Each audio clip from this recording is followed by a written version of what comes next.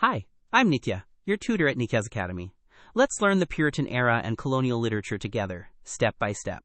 Let's step back to the 1600s.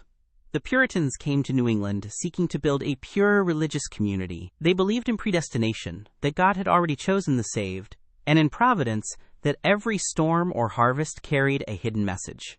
Because of this, their writing was rarely for entertainment. It was meant to instruct the soul and reveal God's will. The Puritans wrote in what we call the plain style. They distrusted fancy, decorative language, fearing it distracted from God's truth. So their sentences were direct, their vocabulary simple, and their imagery drawn from the Bible and daily labor. When you read a Puritan text, notice how it values clarity and honesty over poetic show. That restraint is itself a statement of belief. Two voices show the range of this era. Anne Bradstreet, our first published American poet, wrote warm, personal verses about love and family, slipping emotion past Puritan limits. Jonathan Edwards thundered the opposite way, using vivid images of a spider dangling over flames to terrify listeners into repentance.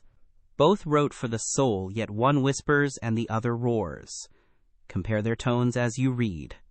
The captivity narrative was a popular colonial form. Mary Rowlandson described being taken captive and later released, but she frames every hardship as a test from God meant to strengthen her faith. Notice the structure: a trial sent by providence, a season of suffering and endurance, and finally restoration.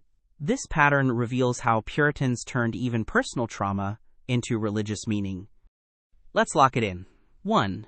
Puritan thought rested on predestination and providence. 2. They wrote in the plain style, prizing clarity above ornament. 3. Anne Bradstreet's tender poems, and Jonathan Edwards' fierce sermons show the era's emotional range. 4. Their narratives interpret every event as part of God's plan. Carry these ideas forward, because all of American literature grows from this foundation. Great work. Keep practicing with Nitya at nityazacademy.com for free lessons, worked examples, and practice.